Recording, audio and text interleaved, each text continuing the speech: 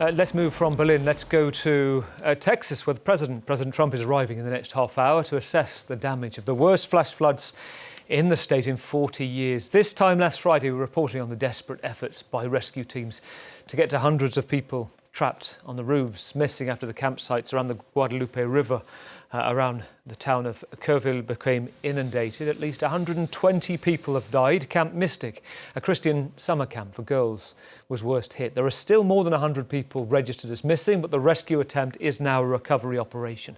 And Regan Rabka is the fire marshal for the city of Fredericksburg. They are going methodically from pile to pile and going through it to try to find everybody's loved ones. When I say piles, we're talking about debris piles 20, 30 feet high that are big enough to have a whole RV still in them and not be seen. Well, there are two separate political questions here on whether the warnings could have been louder, whether it could have been clearer as well to allow them to escape or avoid the area as the rain first fell. Let's go to Charlottesville, Virginia. Let's bring in Larry Sabato, the founder, director of the University of Virginia Center for Politics. And also, as you can see on the other side of the screen, Rick Wilson, who is in Florida, author and co-founder of The Lincoln Project, a political consultant, former leading Republican strategist, and author of two books, Everything Trump Touches Dies, and Running Against the Devil, a plot to save America from Trump. It is great to see you both this evening. Larry, let's start with you and the political questions facing President Trump as he heads into Texas. He's called this disaster a once in 100 years, that these things just happen. What do you make of that? Well, it's a continuation of this administration's denial that there is such a thing as human-caused climate change. It doesn't exist, you know, and all of these things just happen because the world changes with time. And conveniently, that allows them to do very little in the field and even cut the National Weather Service and NOAA pretty dramatically, which is going to reduce, by the way, the ability of the United States and the vulnerable states to respond to hurricanes this year. We've already had meteorologists with lots of experience telling us that they're not going to be able to predict the paths of these big hurricanes as accurately as they once could because they don't have the personnel at the federal level, and they're not even putting up enough weather balloons in some areas. I mean, we're going back to the future, meaning the 19th century. Well, we saw, didn't we, the crossfire accusations during the California wildfires between Democrat Gavin Newsom and President Trump. It's very interesting when we look at what's going on, and I want to have a listen to this and get your take on it. Both of you here, because this is the Republican governor for Texas, Greg Abbott, this week. I'm sure you've seen this. When he was asked who is to blame for the lack of a sufficient early response, this was his response. You ask, and I'm going to use your words, who's to blame? Know this. That's the word choice of losers. Let me explain one thing about Texas, and that is Texas, every square inch of our state, cares about football. You could be in Hunt, Texas, Huntsville, Texas, Houston, Texas, any size community, they care about football. High school, Friday night lights, college football, or pro. And know this, every football team makes mistakes. The losing teams are the ones that try to point out who's to blame. The championship teams are the ones that say, don't worry about it, man, we got this. We're going to make sure that we go score again, that we're going to win this game. Rick, that's an interesting take, isn't it? And a close relationship between the governor and a president, many suggestions that if this was a Democrat, the back and forth will be different. I think that's certainly correct. We've seen in his first administration and in this administration that Donald Trump's reactions to natural disasters in blue states are dismissive or hostile. And ironically, even though Greg Abbott is a close ally of Donald Trump, it still took FEMA 4 days to activate to go into Texas. So I don't think that we're in a moment here where we should listen to Greg Abbott trying to go through that painfully baroque and twisted set of excuses. This is there are plenty of folks to blame in Texas, in the community and at the national level, but there would be a different story if he were a Democrat. Donald Trump would be using this to rev up his base and to generate a tidal wave of hate for a blue state or a blue state governor. I'm trying to work out, and just listening to Rick, Larry, there are two separate issues as I see it, and maybe you can bring me a third, but one is the Doge cuts and whether this actually sticks. And it seems that the local weather office say that they had extra staff on duty that night, Thursday into Friday. So that would suggest that might be harder to stick. But there are tower systems used elsewhere in Kansas for tornadoes, for example, to get a sudden air siren to go off very quickly to evacuate. And so I wonder if this is also about town officials in Kerrville not spreading the word quickly enough.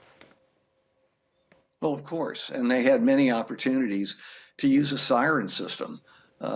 We're well away from really bad weather where I live in Charlottesville, Virginia, but we even have a siren system. Yes, it's expensive if you call $1 million expensive, but they had many opportunities to take care of this. Other towns around there had done it, and it was a giant screw up. There's just no other way to put it. I won't use a football analogy. Football is a religion in Texas. But it's always finger pointing. I'm surprised, I bet Rick is too, that they haven't managed to blame this on Biden yet. Sure. Rick. I mean, Larry's exactly right. This is exactly the kind of structure that MAGA and the Trump political team use to communicate anything. If something is wrong, it's Joe Biden's fault. If something is great, it's Donald Trump's victory. Look, we saw in the local, in the state legislature, last year they killed a bill and they bragged about it that would have provided funds to local communities to enhance their emergency preparedness communication systems. They didn't want to take the money. They didn't want to use the money because it was, big government intruding in the local community.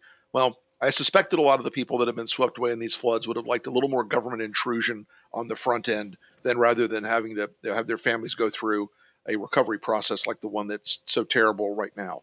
And there are reports, Rick, that President Trump is flip-flopping on the idea of FEMA, this emergency to federal system to put in place. Right. Just talk us through the context of that and what might be going on there. Well, look, there is a Project 2025 principle that FEMA is a example of wasteful government spending. But as someone who's in the South, as someone who has lived through natural disasters in the form of hurricanes and wildfires down here, FEMA actually has a net benefit to red states that I think has been underscored by a lot of the sort of Doge and Project 2025 guys.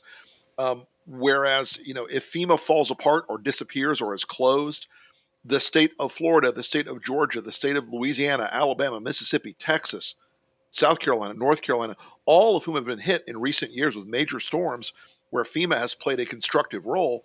If that disappears, there will be not only a humanitarian consequence, I think, but a political consequence as well. Now, I'm just also interested about both of your takes, starting with you, Larry, about what you make of Trump, the statesman, the unifier, going into this scenario. Because let's face it, a time of disaster, kind of the nation, if not the world, looks at the leader. I'm minded of President Obama after Hurricane Sandy in 2012, in New York, President George W. Bush, and Hurricane Katrina in 2005 in New Orleans. There are moments where it matters to the nation, isn't it, and how that leader speaks and attempts to unify. Is that Trump's strong point, Larry? Well, certainly not. Look, when you think of Donald Trump, do you ever think of empathy? I certainly don't. And I doubt he's able to communicate much of it. He'll repeat the same lines he's used before about what a terrible tragedy and it's a 100-year flood. But that doesn't help. They need assistance. And let me just make another point here that's connected.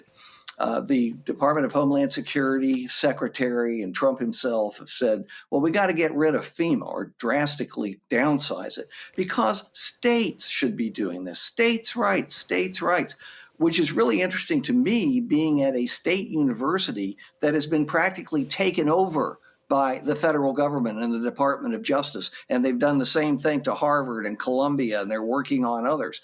It's fascinating, isn't it? Just a little hypocrisy I thought I'd throw in there.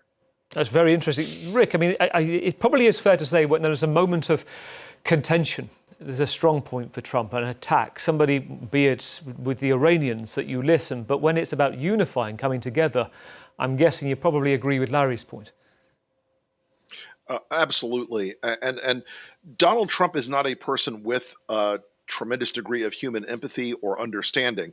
He really is inwardly directed. And we've seen this for a decade now, that this is a man who cares about Donald Trump.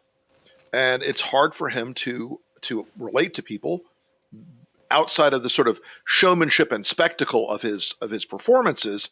He does not relate to people individually in a way that former presidents have. I mean, look, I was traveling one time with former President Bush at a moment where a young girl who came out whose dad had been killed in Iraq, and in the middle of a parade, the president walked over to her and stopped and hugged her.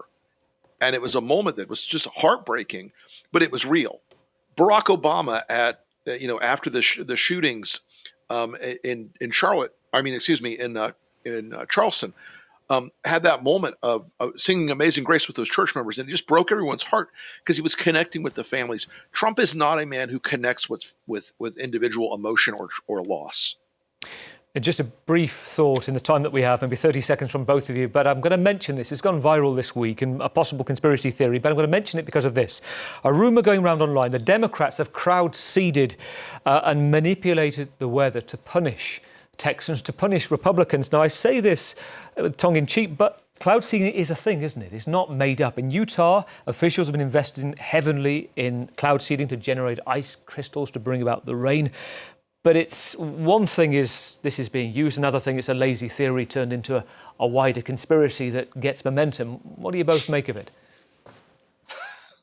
Look, there are still... Maybe that's the answer. The laughter speaks volumes, Larry. Well, there are still surveys showing that 11 to 12% of Americans don't believe we landed on the moon. So you've got that element in the population. Let's just call them the poorly educated, the ones that Trump said he loved. But it's just utterly absurd that one of our most extreme members of Congress, and there are plenty of them, but Marjorie Taylor Greene of Georgia is at one end of extreme. She's got a bill in to turn into a felony any attempt to seed weather in any way, shape, or form, even though, as you note, it's possible to do it and sometimes it's constructive. But this is the kind of insanity that we are dealing with in a society and an administration that really doesn't trust facts or truth or science. 19th century. Both of you, thank you. Thank you, Larry. Thank you, Rick Wilson in Florida, author and co-founder of the Lincoln Project. Larry as well, Sabato, founder and director of the University of Virginia Center for Politics. Thank you both. Stay with us here on France 24. We'll be back. The World This Week's coming up. The best stories of the past 7 days with 4 distinguished correspondents coming up in 10 minutes.